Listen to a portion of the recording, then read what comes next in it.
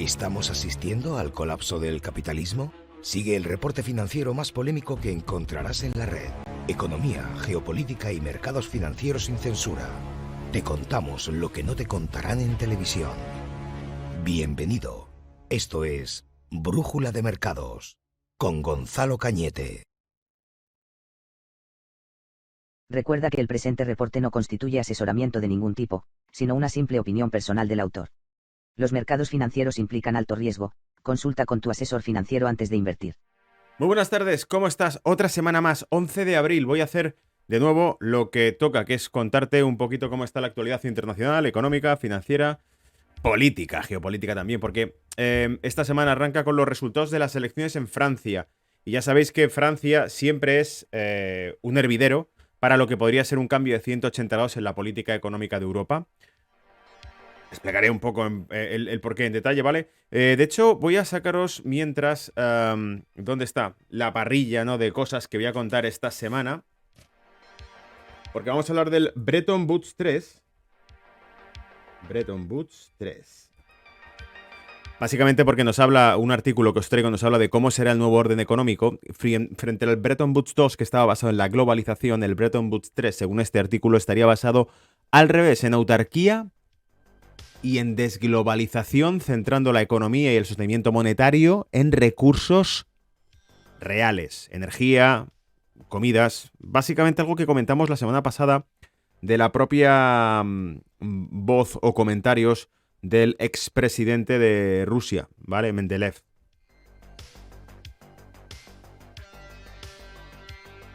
Voy a comentar también el tema de las sanciones a Rusia y de por qué no están funcionando. Zero Hedge, el portal norteamericano, financiero, económico y polémico, nos hablaba precisamente de que uno de los motivos por los que no están funcionando es que igualmente sigue fluyendo dinero hacia Rusia en cantidades ingestas, incluso superando los importes por exportación de energía que tenían en 2021. ¿Vale? Vamos a sacar en ese artículo comentarios que ha hecho la presidenta de la Comisión Europea y comentarios que ha hecho también algún que otro experto diciendo que básicamente es estúpida la estrategia que se está llevando a cabo porque solo está perjudicando la calidad de vida en Europa. Y porque a la vista está que no está funcionando, no reduce los ingresos de Rusia. Continuamos y entonces me meto a hablaros de Francia, de precisamente del tema de Francia, de las elecciones, de los que han quedado pendientes para una segunda vuelta, que son el partido de Macron y el partido Le Pen, la derecha francesa, la ultraderecha, llamada por algunos blogs, y que, como decía en su campaña de hace muchos años, no somos la derecha, o sea, si vas a votar a la derecha, vota a la auténtica. Es decir, son la derecha auténtica, etcétera, etcétera. El problema que presenta esto, luego entraremos en detalles, es que precisamente el partido de, en este caso, del Frente Nacional Francés, que se llamaba antes y que ahora es el partido de Macron, digo, de Macron, de Le Pen, este partido, precisamente una de las cosas que prometió en su momento era el abandono del euro, una intervención en el sector financiero notable, ¿vale? Porque tiene una política de crédito social bastante interesante para la clase media francesa y que, dada la situación actual, pues claro, con todo el desconcierto, con todo digamos, el descontento social que se está produciendo, las tensiones sociales que llevamos viendo en Francia, no de ahora, sino de hace 1, 2, 3, 4 años atrás, incluso chalecos amarillos, ya sabéis de qué va la historia, incluso las propuestas de reforma de energías, del incremento de impuestos a los combustibles que hizo Macron y que tuvo que desdecirse y que tuvo que replegar y que tuvo que retirar y además anunciar ciertas ayudas a determinados sectores porque se puso París entero en llamas, ¿vale? Eso era con respecto a Francia. Comentaremos detalles sobre las elecciones de Francia y cómo van, porque, repito, no, va de cara a una segunda ronda, ¿vale? Os traeré un cóctel de noticias sobre escándalos en Estados Unidos que van surgiendo, en referente, por ejemplo, a cómo la autoridad de Arizona, ¿vale? El fiscal general de Arizona, habría presentado una serie de resoluciones con el tema de ¿cómo diríamos? Los reclamos que se hicieron sobre las elecciones allí y sorprendentes resoluciones que básicamente estarían apuntando a que realmente algunas autoridades cometieron irregularidades, etcétera. Ya sé que es un tema que tampoco se puede comentar porque hace 2 años, cada vez que se empezó a decir eso, 2 años atrás para adelante, es decir, 2021, era motivo para vetarlo, ¿vale? Por cierto, eso nos llevaría a la siguiente noticia, cómo el totalitarismo de algunas redes sociales ha hecho un manifiesto cuando comentábamos la semana pasada que Elon Musk ha comprado casi el 10% de Twitter y que pasaría a estar en la junta directiva, aunque me ha parecido leer esta mañana que no estará definitivamente en la junta directiva. En cuanto esto ocurrió, parte del consejo inquisitorio de Twitter dijo que no retirarían, que no dejarían de censurar igualmente el discurso de odio. Ya sabéis que por definición, cuando les preguntaron qué era discurso de odio, dijeron que era discurso conservador, básicamente. Es decir, tienes que ser una persona, un vocero, que esté diciendo lo que ellos quieren que digas, porque si tienes una opinión contraria, entonces pasa a ser discurso de odio. Entonces, ¿qué es discurso de odio? Todo lo que no esté de acuerdo con lo que te estoy diciendo yo. Y no porque lo digamos aquí, sino porque sencillamente fue la respuesta que dio el ex CEO de Twitter en una comisión al senador Ted Cruz. El vídeo está por ahí grabado, lo compartimos en su momento, ¿vale? Y cerramos con algo divertido. Indicadores macro que no imaginas que Alan Greenspan, por ejemplo, fue uno de los que citó. Vamos a hacer un repaso de indicadores macro que suelen predecir momentos recesivos y que se basan en cosas tan dispares, por ejemplo, como el consumo de ropa interior masculina, y otra serie de variables que vais a ver que existieron y que existen, e incluso en la actualidad, en la época presente. Es decir, las crisis que hemos visto hasta hace bien poco, hace pocos años, se han verificado a través de ciertas conductas en el consumo personal. ¿Vale? Con todo eso, arranco el reporte de hoy y, bueno, vamos a hacer, por supuesto, la intro habitual que os suelo poner, ¿no? Que consiste en deciros simplemente que esto es Brújula de Mercado, una semana más, un reporte más, resistiendo casi 1000 vídeos subidos ya en este canal, o sea que si no lo has hecho, por favor, suscríbete, por favor, dale like, por favor, compártelo, para que vaya llegando a cada vez a más gente el mensaje que estoy aquí pregonando en mitad del desierto. Pero que sé que cada vez cala más porque muchos sois los que os vais añadiendo al chat de Telegram, vais dejando cada vez más comentarios en redes, vais apoyando más este pequeño rincón de opinión, ¿no? Económica y financiera y política, al fin y al cabo, porque es política económica, es lo que nos afecta a todos. Recordad que se hace en directo semanalmente por Twitch, por YouTube, por Facebook Live, incluso por Twitter, está emitido en directo. Si me buscas @GonzaloCanete en Twitter vas a encontrarlo. Y poca cosa más, ¿vale? O sea, simplemente comentamos al final del reporte los vídeos y además los subo en todos los podcasts, bueno, en casi todos los podcasts grandes, plataformas grandes. Está en Apple Podcasts, en Spotify, está en iVoox y está en Google Podcasts, ¿vale? ¿Qué te iba a traer? Te iba a traer, ya que estamos, un repaso, antes de meternos con las noticias, un repaso de actualidad, precisamente yéndome a algo que estoy haciendo últimamente y que me parece que es bastante refrescante, que es ir a redes sociales y empezar a pegar un repaso sobre últimas noticias que hemos comentado durante esta semana. Esto era un chiste básicamente que he publicado hace poco, que he retuiteado hace poco, del Wall Street Silver, que nos mostraba un coche conducido por un ciego con un bastón que va sacando la mano por el retrovisor, o sea, por la ventanilla, con el bastón y va tocando para saber por dónde va conduciendo, ¿vale?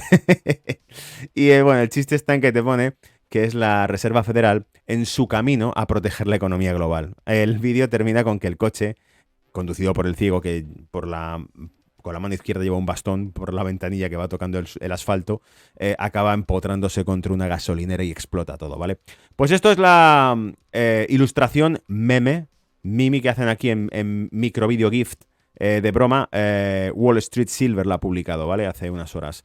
Pero esto sí hay que ponerlo. Vamos a cortar música, por favor, porque este hay que ponerlo para que lo escuches. Este es muy divertido. Esto básicamente es una parodia de Elon Musk llegando a Twitter y de cómo todo el equipo está súper tenso viendo si la cuenta va a resucitar. ¿Qué cuenta? ¿Qué cuenta? ¿Qué cuenta crees tú que de la que estamos hablando cuando decimos que Elon Musk vuelve a Twitter y que la cuenta va a resucitar? Pues la cuenta de...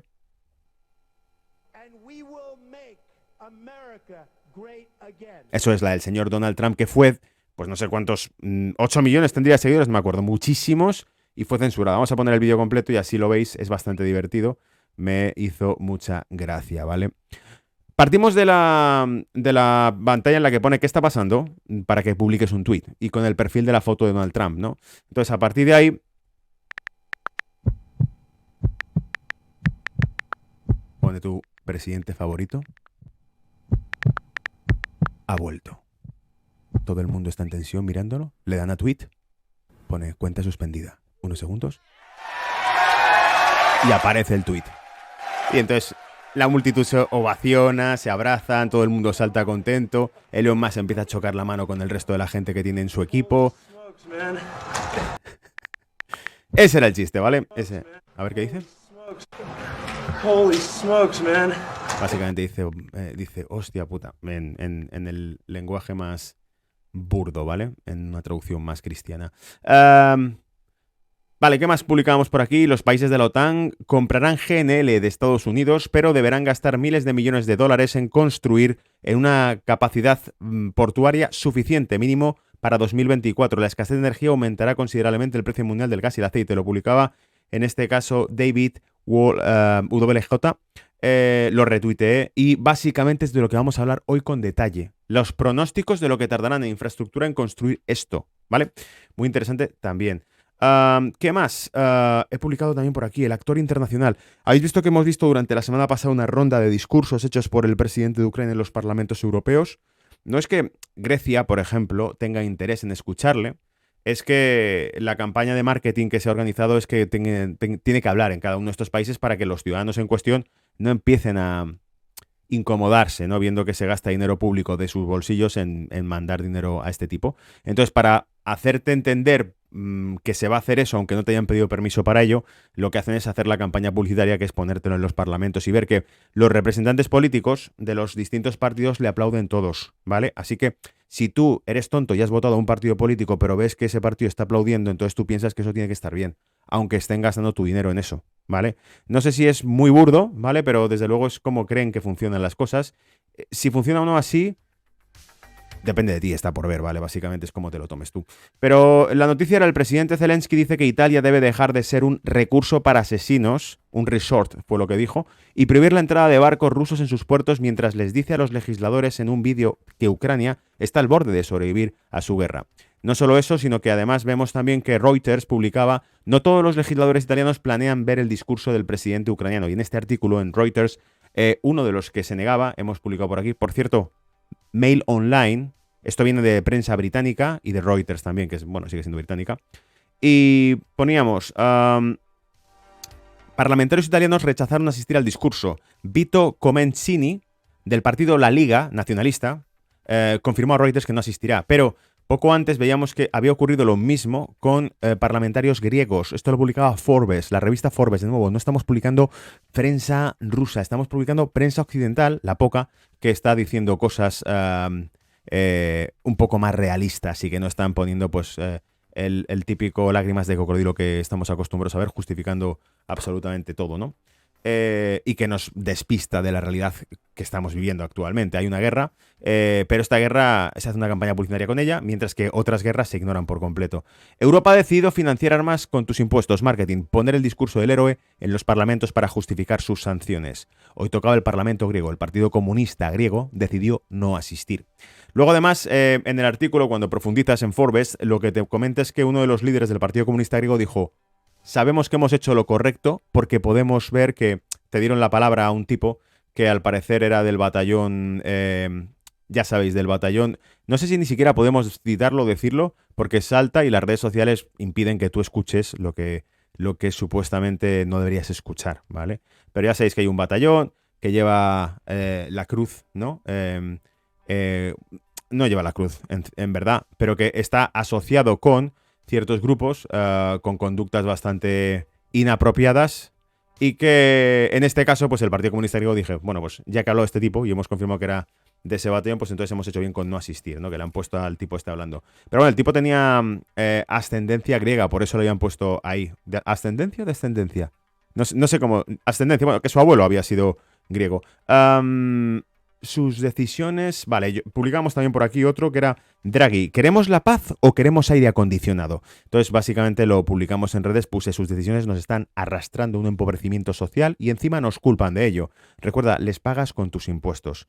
En el mundo real, cuando tus acciones perjudican a tus clientes, en este caso a los ciudadanos, eres despedido. Por lo tanto, los cargos públicos que están tomando decisiones que nos están perjudicando deberían ser por lo menos sometidos a un juicio crítico de decir, bueno, estáis haciendo una serie de cuestiones que nos perjudican y por lo tanto vuestras acciones perjudican. O sea, estáis ahí al fin y al cabo para mejorar nuestras condiciones de vida, no para entorpecernos, ponernos una bota encima y hacer que nos cueste más el coste de vida.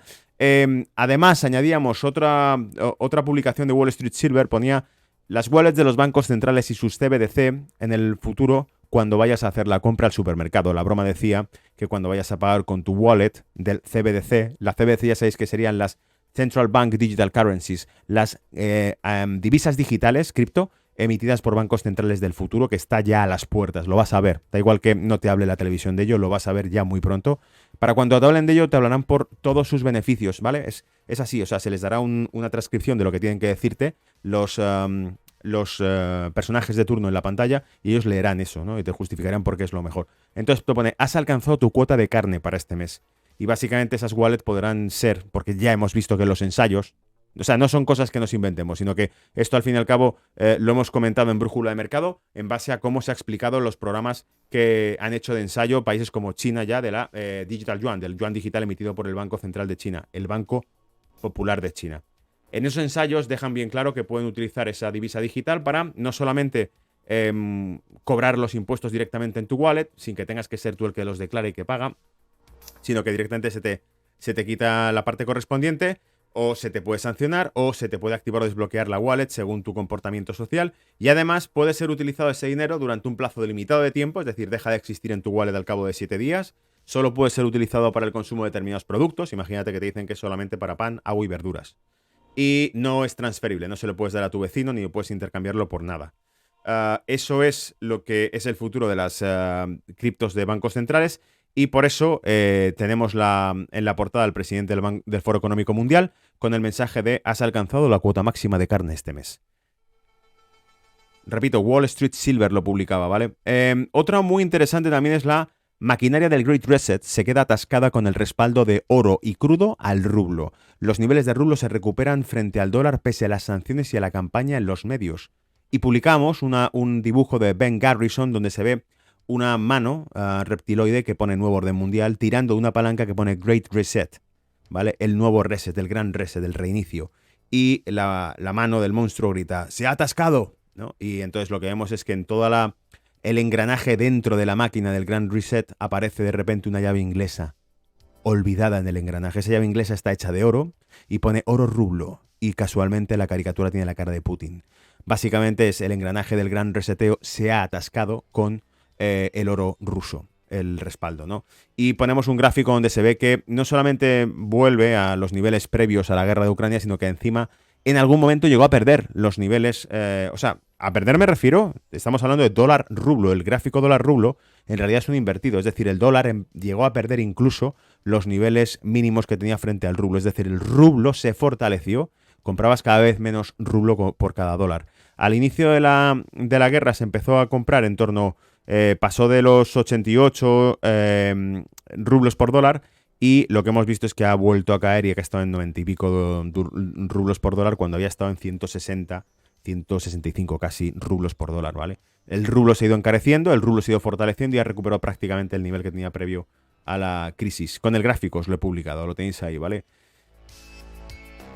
Otra noticia que también he comentado, interesante, es lo siguiente que va a tocar. Esta señora, Pelosi, ¿no? Me parece que es la presidenta de la Cámara, del Congreso, del Partido Demócrata, y que era una auténtica crítica. Hemos visto en vídeos donde se le iba la pelota, decía cosas raras y cosas así, ¿no? Y demás, ha criticado constantemente siempre a Trump, ha tenido sus feos, se negó a darle la mano, etcétera. Pues ha publicado básicamente la noticia de que lo publica el diario The Hill. Y dice, China advierte a Estados Unidos, China warns US over planned Pelosi trip to Taiwan. El diario publicada, China advierte a Estados Unidos sobre el viaje de Pelosi a Taiwán. Taiwán, ya sabéis que es la China imperial, es la China de la que escapó de la conquista continental que tuvo el Partido Comunista Chino en esa guerra enfrentada. El último reducto de resistencia que hubo de la China imperial quedó en Taiwán. Y por eso Taiwán debe ser considerado siempre territorio chino continental. Es decir, no se puede reconocer Taiwán como si fuese China. Aunque hasta los años 70 la China que estaba asentada en la ONU era Taiwán, no era la China continental del Partido Comunista Chino. A día de hoy reconocer Taiwán como un país conlleva problemas con China. Que China es lo que llaman la política una sola China. Tú no puedes hablar de Taiwán, tienes que hablar de China y Taiwán es China. El caso, si esa es la política y ese es el acuerdo, que se considere siempre Taiwán como China y que no se puede reconocer, porque está reconocido por pocos países del mundo, como un país independiente, evidentemente no le hace gracia a China que un alto funcionario norteamericano vaya a Taiwán de visita, porque significaría que está reconociendo a Taiwán como una autoridad o como un país independiente y eso entraría o sembraría la discordia, ¿vale? Entonces, la noticia que publicamos aquí era después de las fotos de Ucrania que llevaron a las revueltas y al enfrentamiento entre dos naciones en el año 2014. John McCain iba a Ucrania con otros funcionarios americanos, se hacía fotos con la oposición, se iniciaron las revueltas, se formó un pifostio increíble, acabaron con muertos en las calles y cambió el gobierno, ¿vale? Pues, y a día de hoy hay una guerra entre Rusia y Ucrania, ¿no? Y zonas de Ucrania que se independizaron porque no reconocieron ese nuevo gobierno, etcétera, etcétera. Entonces, todo ese puto rollo que explotó ahí porque estos fueron a hacerse fotos, es básicamente lo que parece que querrían repetir en Taiwán. Van a Taiwán, se hacen fotos, apoyan a Taiwán. No, sí, China, no, es que tenéis que recuperar, no, porque les calientan un poco la cabeza, ya sabes, y acaba en una puta guerra. Y casualmente, ¿quién les vende las armas? Ellos mismos, ¿vale? Entonces, por eso el mensaje era, ¿está la actual administración de Estados Unidos buscando inestabilidad mundial? ¿Están buscando crear otro foco de tensión en Taiwán? Ahora van a visitar a Taiwán, no hay poco con Ucrania, vamos a Taiwán también. Y citamos a Donald Trump, porque Donald Trump lo advirtió. Están siempre intentando iniciar la Tercera Guerra Mundial. Lo dijo Donald Trump cuando se refirió precisamente a McCain, al fallecido McCain, que fue el que estuvo en Ucrania haciéndose fotos. No solo en Ucrania, os recuerdo que también estuvo en Libia haciéndose fotos con radicales. ¿Vale? Lo podéis buscar por ahí, todo lo que te voy contando. Hay gente que no le gusta, hay gente que dice, no, esto no puede ser, voy a quitar el vídeo. Bueno, lo siento, es la puta realidad, es un cubo de agua fría, pero es así el mundo, ¿vale? ¿Qué más me queda por contarte? Poca cosa más, así que vamos ya a ir al tema de lo que te he traído hoy en cuanto a noticias. Vamos con ello, te dice Bretton Woods 3. Zoltan Pozsar, ex gurú de la Reserva Federal de Nueva York y del Tesoro de Estados Unidos, actual gran visir de Credit Suisse, ha estado en una racha enfatizando como las reservas de materias primas. Espérate, voy a poner la pantalla completa para que se vea bien, ¿vale? Esto, por cierto, viene de thecrowdler.co. Sit back and watch Europe commit suicide. Que sería como una traducción que se entiende, sería ponte cómodo y observa cómo Europa se suicida. Y básicamente te decía que este tipo, ex gurú de la Reserva Federal de Nueva York y del Tesoro de Estados Unidos, ha enfatizado cómo las reservas de materias primas, y aquí Rusia no tiene rival, dice, serán una característica esencial de lo que llamará el Bretton Woods 3, aunque lo que está diseñado Rusia, Irán, China y la Unión Europea, y la Unión Económica Euroasiática es un post-Bretton Woods. Pozsar, este gurú, nos comenta que las guerras históricamente las ganan aquellos que tienen más suministros de alimentos y energía. En el pasado, para impulsar caballos y soldados, hay que alimentar a los soldados y tanques de combustible y aviones de combate. China, por cierto, ha acumulado grandes existencias prácticamente de todo. Pozsar señala como nuevo y actual sistema Bretton Woods 2 tiene un impulso deflacionario, globalización, comercio abierto, cadenas de suministros justo a tiempo, mientras que Bretton Woods 3 proporciona un impulso inflacionario, desglobalización, autarquía, acaparamiento de materias primas, de suministros, cadenas y gasto militar extra para poder proteger lo que quede del comercio marítimo. Brutal. Las implicaciones son, por supuesto, abrumadoras. Lo que está implícito, siniestramente, es que este estado de cosas puede incluso conducir a la Tercera Guerra Mundial. Dice, ¿gas ruso o GNL americano?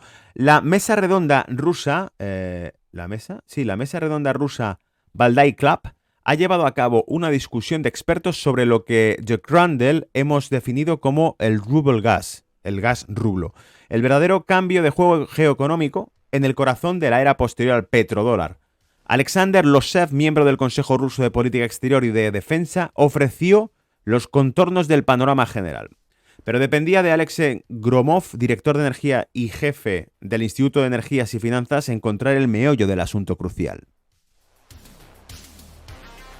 Dice, Rusia hasta ahora estaba vendiendo 150.000 millones de metros cúbicos de gas a Europa cada año. La Unión Europea promete retorcidamente deshacerse de él para 2027 y reducir el suministro para finales de 2022 en 100.000 metros cúbicos, millones de metros cúbicos. Fíjate, de 150.000 millones de metros cúbicos a 100.000 millones de metros cúbicos este año. Es decir, reducen de 155.000 a 100.000. No están planeando reducirlo y cortarlo de golpe porque no pueden. Gromov preguntó ¿cómo? Y comentó, cualquier experto no tiene respuesta. La mayor parte del gas natural de Rusia se envía por gasoductos. Esto no puede ser reemplazado simplemente por gas natural licuado. Es decir, si te llega por una tubería directamente, sin transportarlo por carreteras ni por mar, encontrar una alternativa a abrir un grifo y que te salga el gas va a tardar años. ¿Se entiende, verdad? Porque el gas licuado norteamericano que nos han prometido gracias a la guerra de Ucrania, Estados Unidos ha cerrado contratos nuevos de gas licuado. Es decir, trató de colocarlos durante años, no consiguió colocarlos porque es más caro que el ruso, pero ahora con la guerra de Ucrania ha conseguido colocarlos por fin. Por eso os decía que la guerra de Ucrania es una lotería que le ha tocado a Estados Unidos, tanto a nivel de financiación militar, porque al fin y al cabo las bases de la OTAN las vas a pagar tú en Europa. Han conseguido aumentar las cuotas de contribución de países europeos a la OTAN, ya están anunciadas desde el primer día. Alemania, Italia, el resto de países, todos han dicho sí, a gastarse dinero.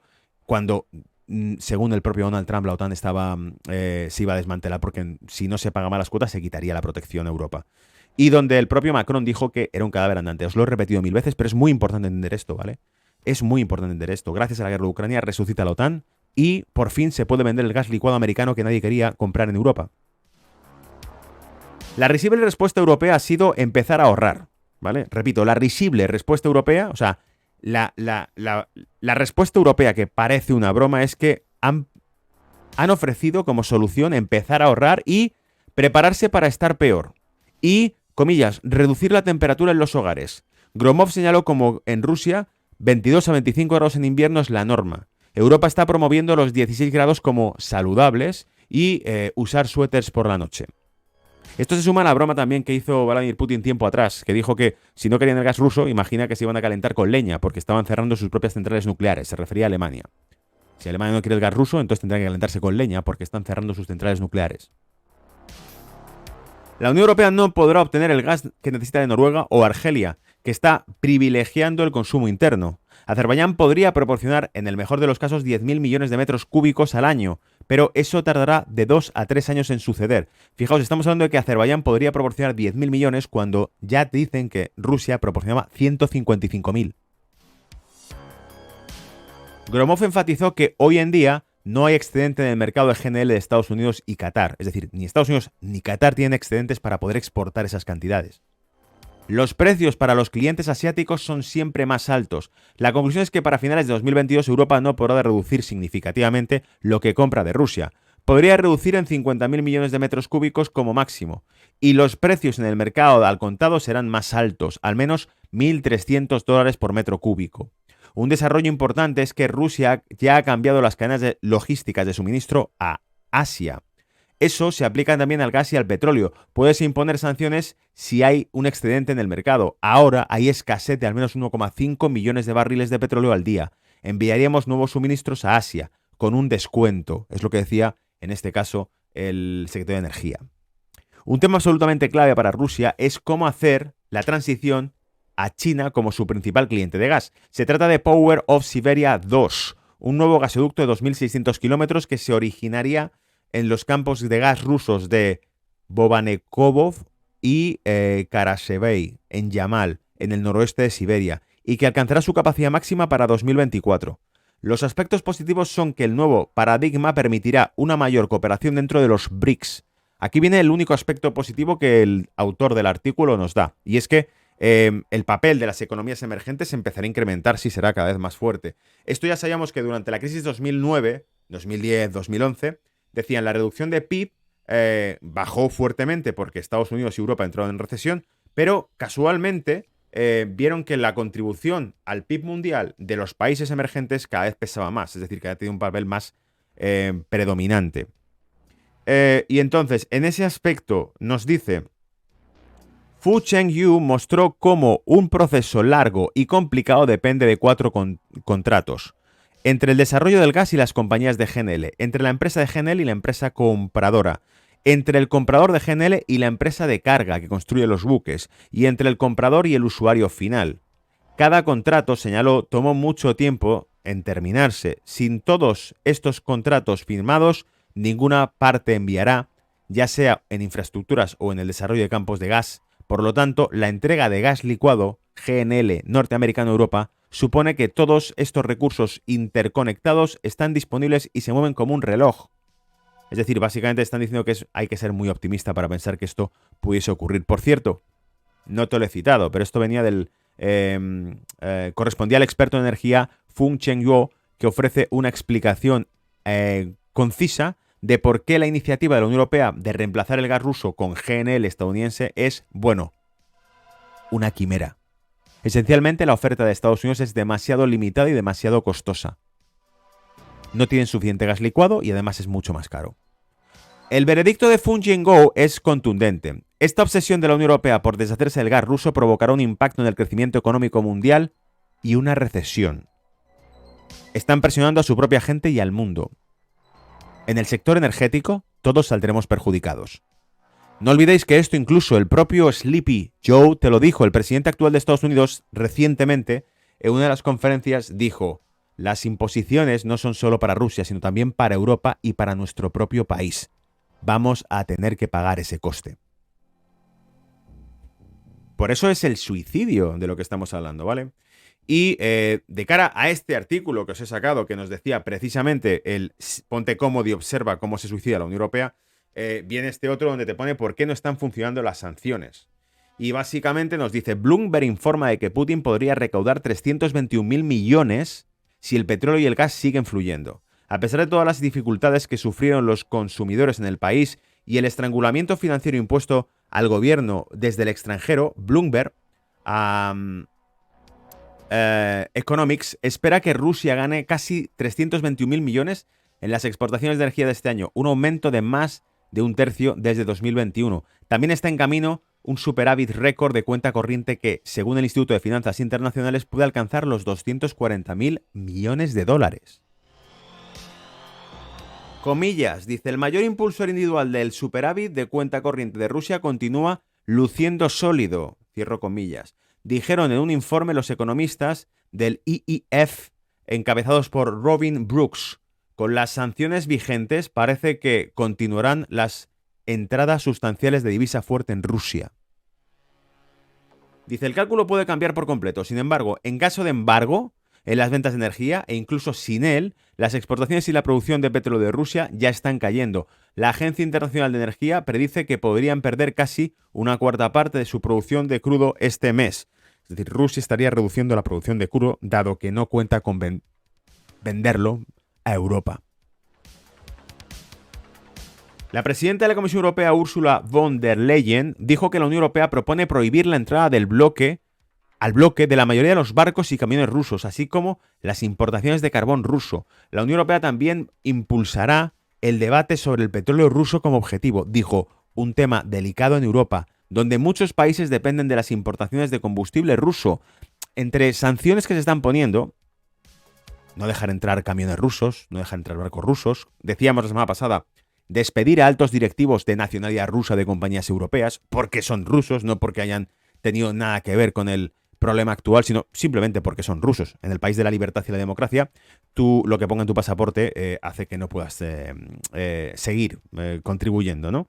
Es decir, puede ser un ingeniero de la hostia, súper inteligente, que desarrolla algún tipo de actividad en una compañía en París, ¿no? Pero como naciste en Rusia, pues no te dejamos trabajar aquí. Esa es la lección moral que da aquellos que, me refiero, los políticos y los burócratas europeos que se ponen la medalla de defensores de la libertad y la democracia, ¿no? Por cierto, la maratón de Boston de este año tampoco te dejan correr si eres ruso.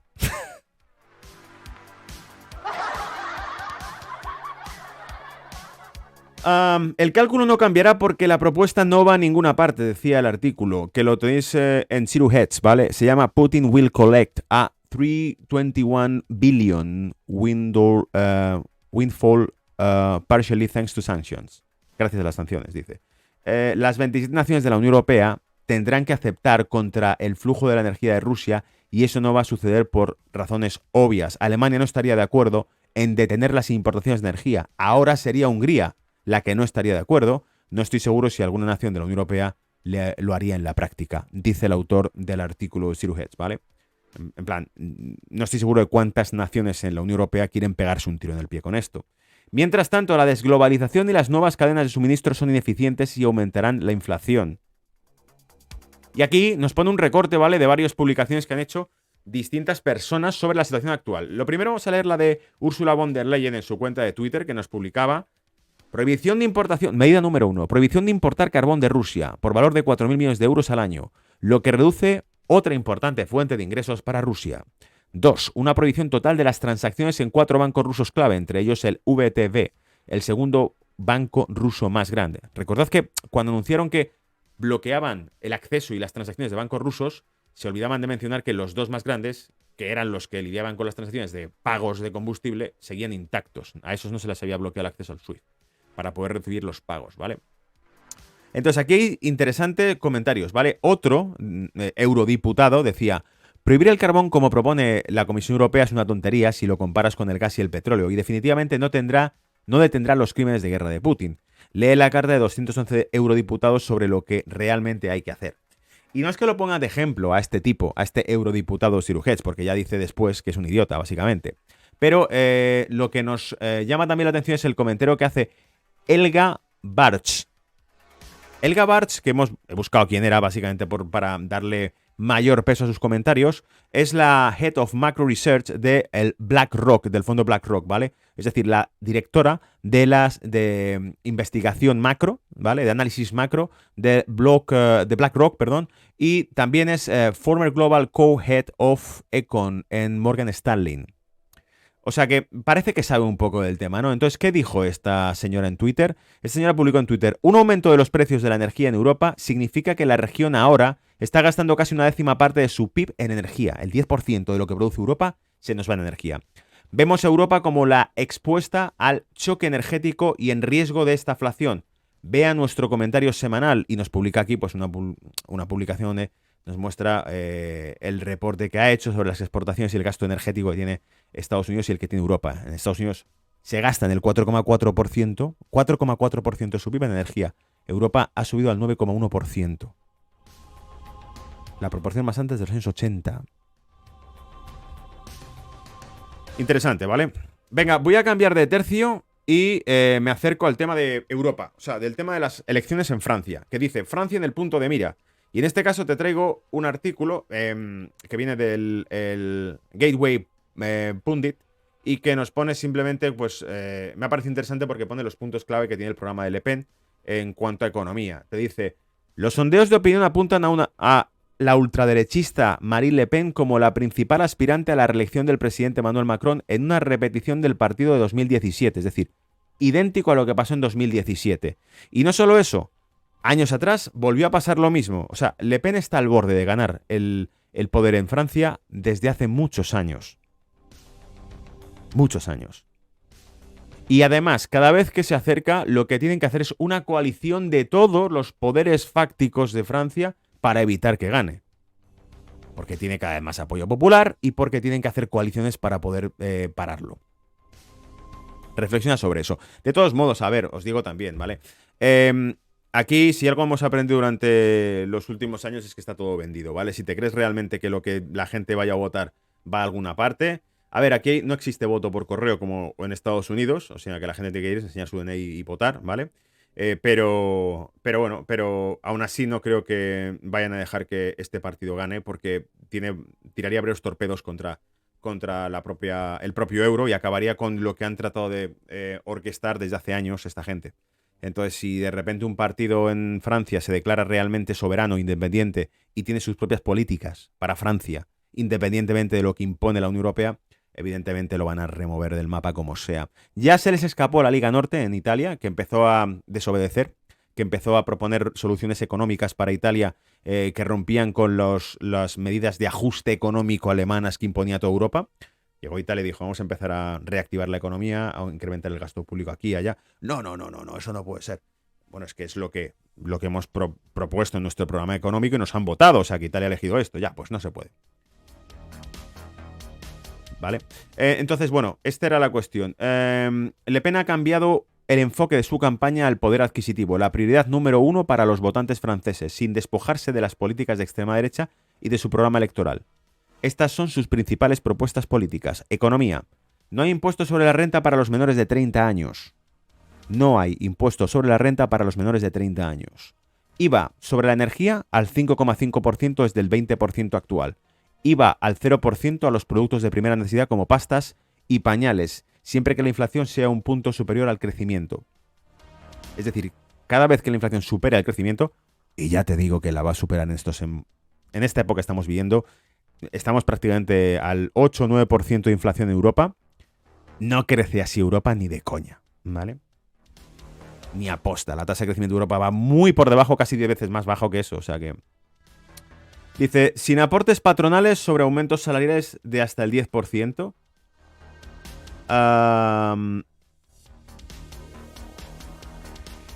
Jubilación anticipada a los 60 años para quienes hayan trabajado 40 años. Aumentar pensiones más bajas. Impuesto sobre las sucesiones chatarra para familias de ingresos medios y bajos. No se graban las donaciones de hasta 100.000 euros por hijo y nieto cada 10 años. Básicamente son medidas que propone populistas, ¿no? En las que le está diciendo a la gente no vamos a robaros, no vamos a estar estrangulando, ¿no? Económicamente a la clase media. Y propone, pues eso, medidas en las que dice se puede hacer de otra manera. Un poquito, si te fijas un poco, la línea de Trump también de que se puede hacer de otra manera la economía mundial, que se puede recuperar empleo, se puede recuperar la industria americana pese a lo que... No, es que ya no... Hemos vivido una reestructuración industrial en Occidente y... Occidente es una economía de servicios, no tiene industria. Ya, y luego te viene una crisis mundial y no tienes ni para fabricar pastillas, ¿vale? ¿Os acordáis cuando empezó todo el tema de la pandemia que estaban utilizando toda la industria que había en Estados Unidos, tenía que fabricar respiradores, esto, lo otro, lo de allá, porque habían perdido esa capacidad? Hasta el propio Macron dijo que había que recuperar la capacidad productiva de drogas y medicamentos dentro del continente europeo porque estaba toda externalizada en fuera, en la India, ¿os acordáis? Bueno, todo esto ocurrió, ¿vale? Ocurrió y lo comentamos aquí en Brújula de Mercados. Continúo leyendo porque esto es el análisis que ha hecho Siru Hedge del tema. Dice, los mercados de apuestas se están recuperando detrás de una victoria de Macron en la segunda vuelta. Actualización, te dice... Como predijeron las encuestas y las casas de apuestas en los últimos días, pero ciertamente no les gustó al establishment, el presidente Macron se enfrenta a su rival nacionalista, Marine Le Pen, en la ronda final de las elecciones francesas. Según las predicciones de las encuestas, empresas después de la votación inicial del domingo. Una mala traducción con un punto ahí de Google, ¿vale? Macron obtuvo alrededor del 29% de los votos en comparación con el 24% de Le Pen. Según las proyecciones de los encuestados, basadas en resultados parciales.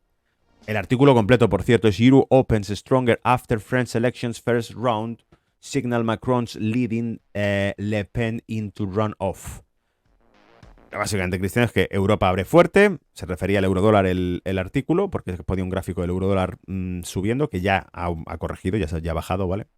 En el primer round de las elecciones generales de Francia, donde Macron lidera yendo a una segunda vuelta contra Le Pen.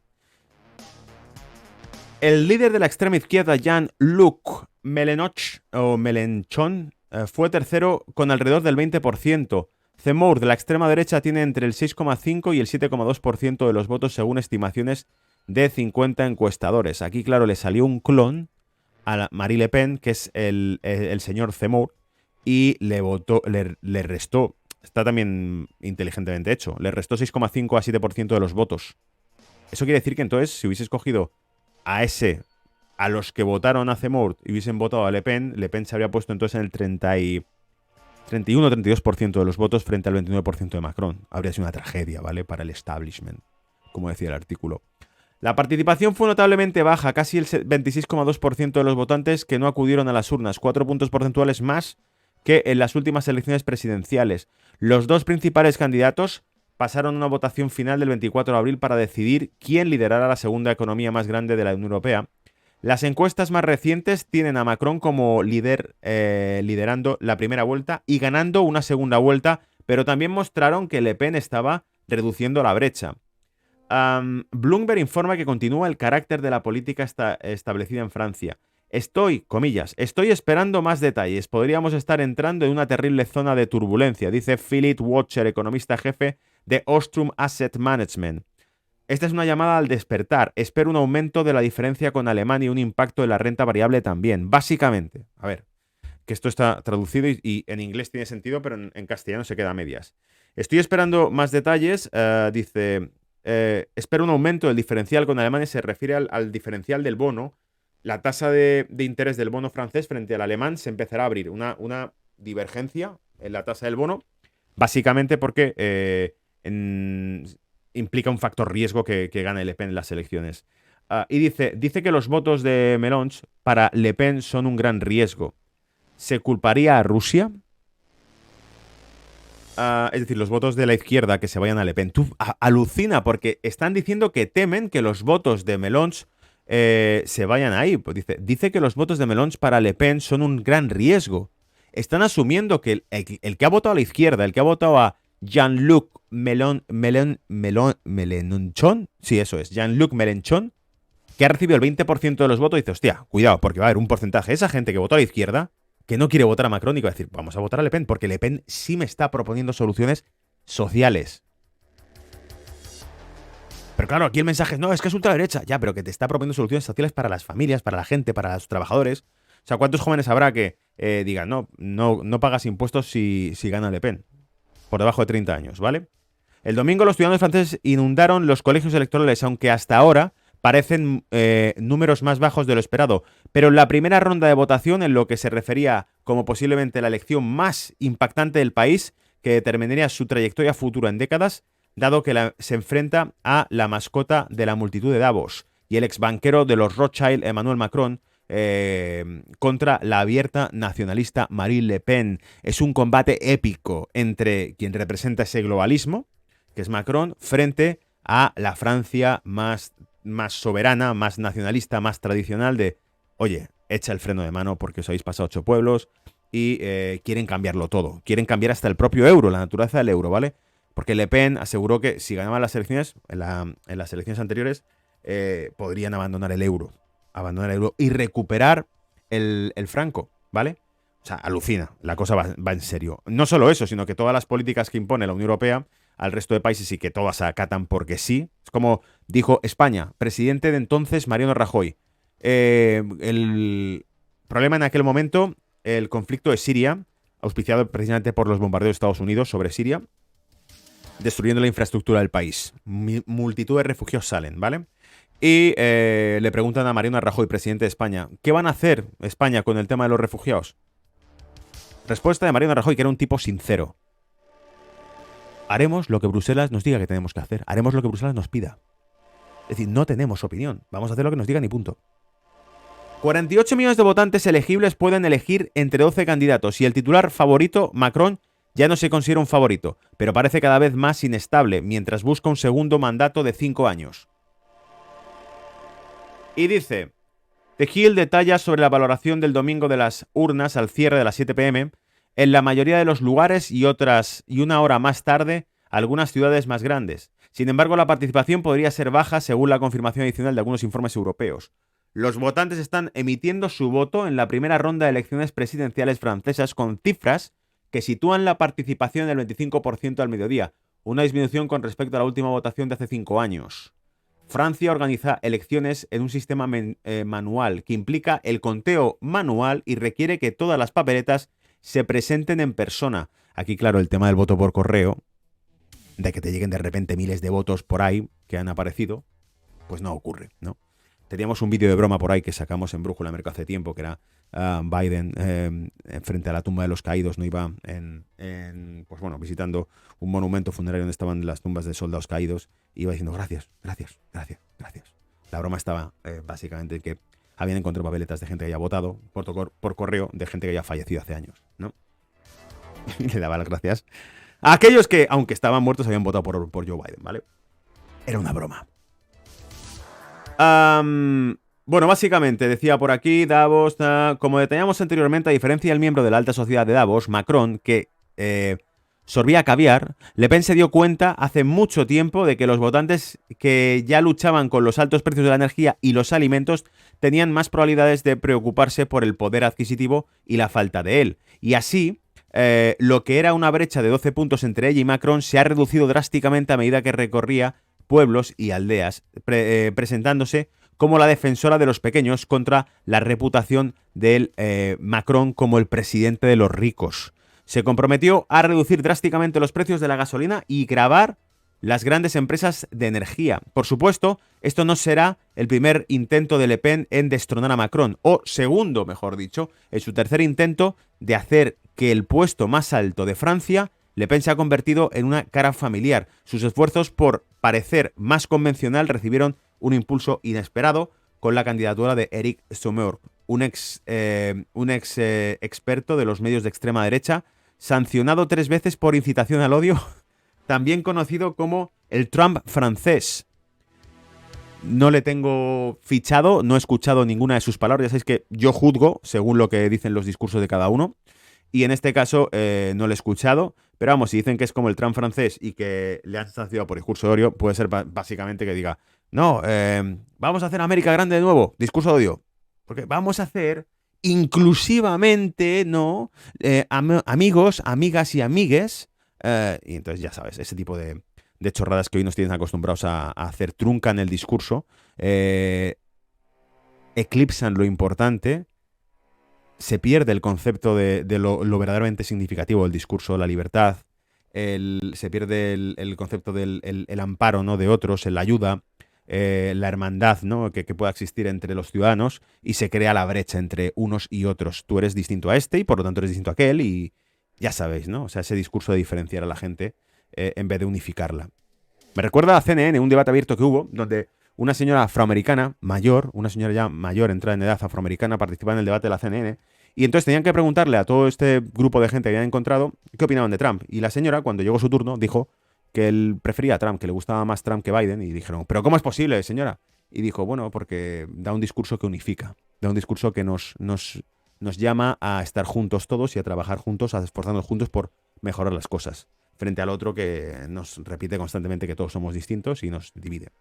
Mientras tanto, dice el artículo, al igual que el húngaro Viktor Orbán, Le Pen se ha enfrentado a la difamación de Rusia. No, es que eres prorrusa. A pesar de que Macron estuvo hablando por teléfono semanalmente con Vladimir Putin durante la crisis de Ucrania. Es decir, tus opiniones hacen que te señalen como prorrusa. El otro puede estar dándose abrazos, ¿no? O haciéndose el amigo de Macron, ¿no?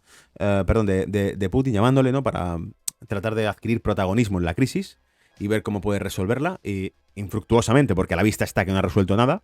Y sin embargo, él no es prorruso. Él puede hablar con Putin todo lo que quiera, pero él es de los buenos, ¿vale?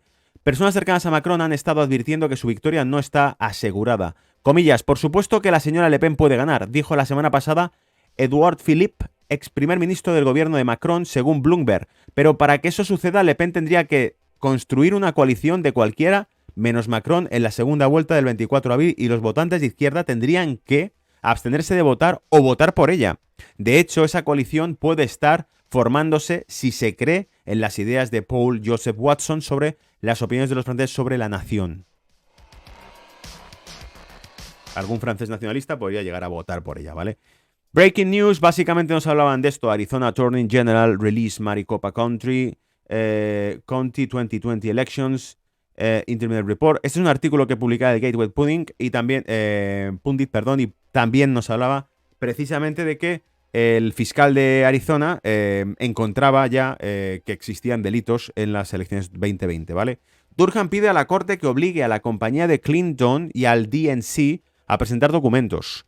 Básicamente, los documentos que poseerían los abogados deberían ser presentados a la corte, según lo que pide Durham. La respuesta que han dado, ya he leído el artículo, los abogados, es que eso es documentación que solo le incumbe a su cliente y a ellos. Y Durham está diciendo que determinada documentación que tiene un peso significativo en la resolución debe estar en manos de la corte, ¿vale? Y luego la última, bombazo, te pone que 450 gigabytes borrados del portátil de Hunter Biden podrían ser publicados las próximas semanas. Esa venía a través de Zero Hedge, ¿vale?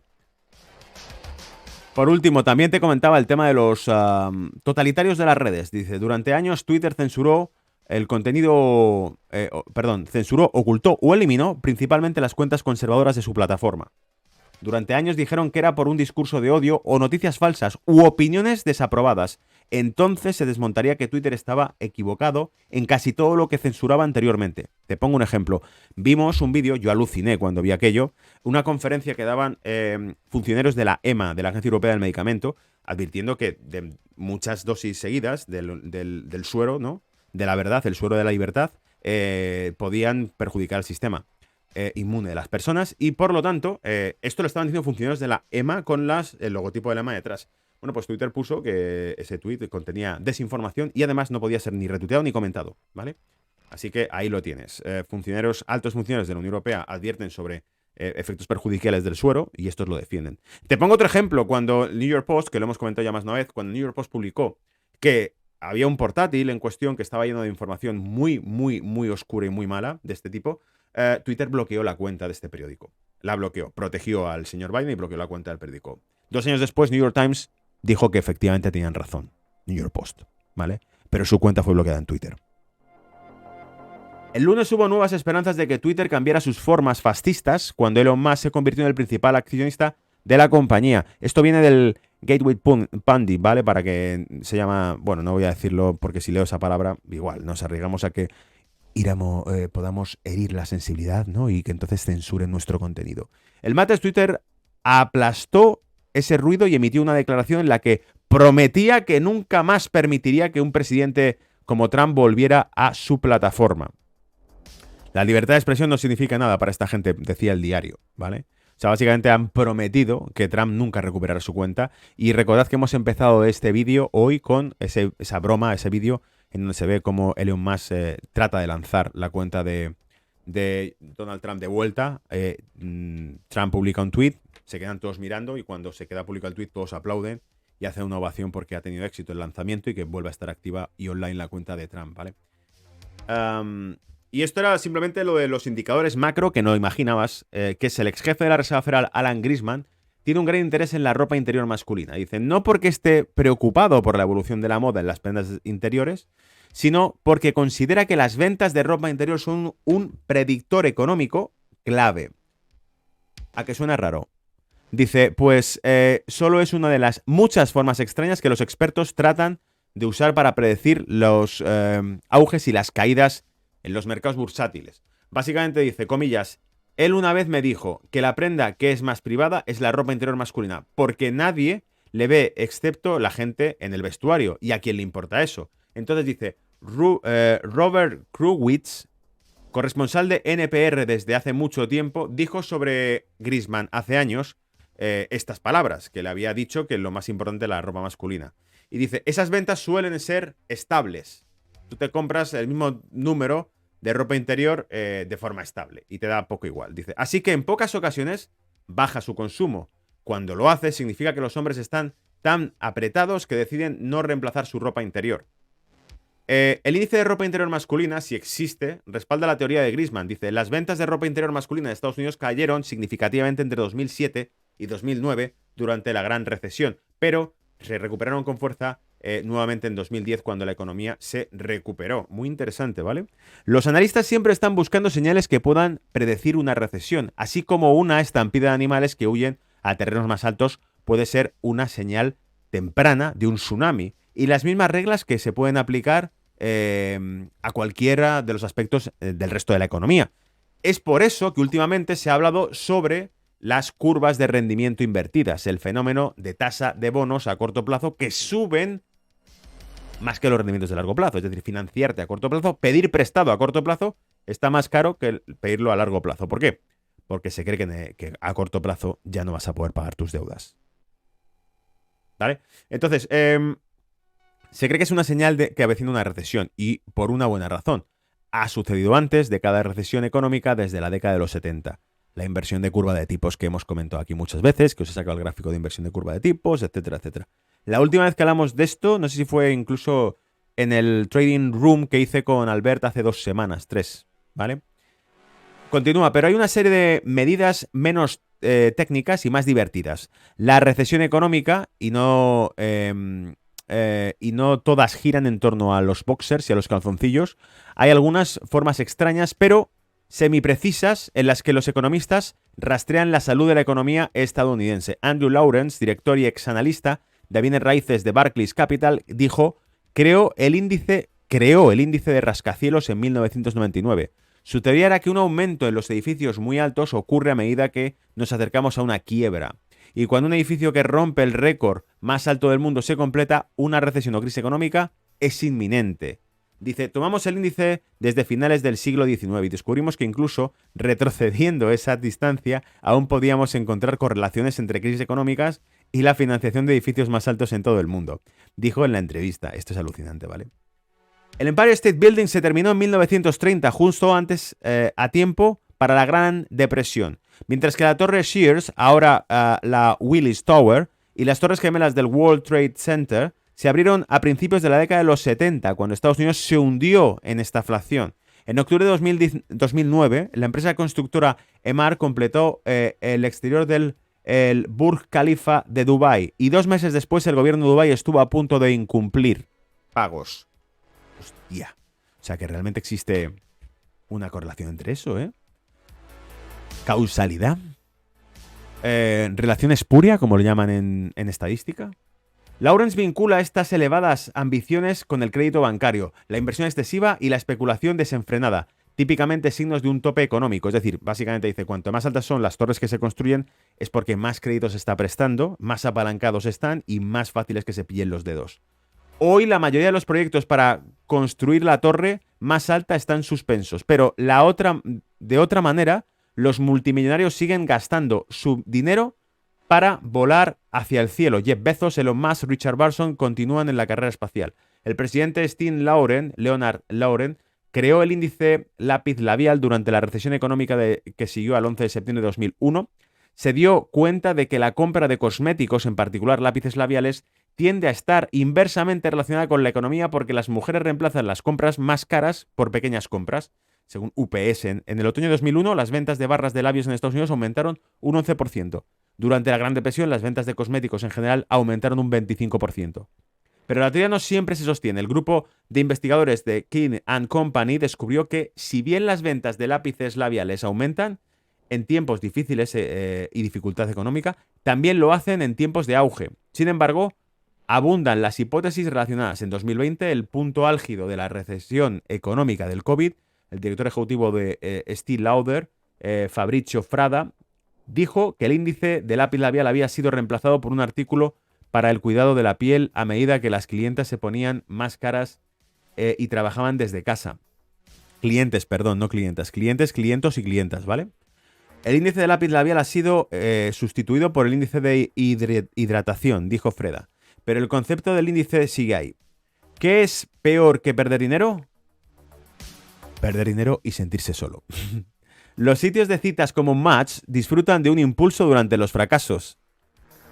Las compañías reportaron mayores ganancias en el cuarto trimestre de 7 años durante la gran recesión de 2009. En 2020, mientras el COVID se enfurecía, el precio de las acciones aumentó un 141% entre marzo 2020 y marzo 2021. ¿Qué tiene sentido? Las personas desempleadas tienen mucho tiempo para moverse. Las citas en línea son relativamente baratas y la miseria, como todos sabemos, ama la compañía.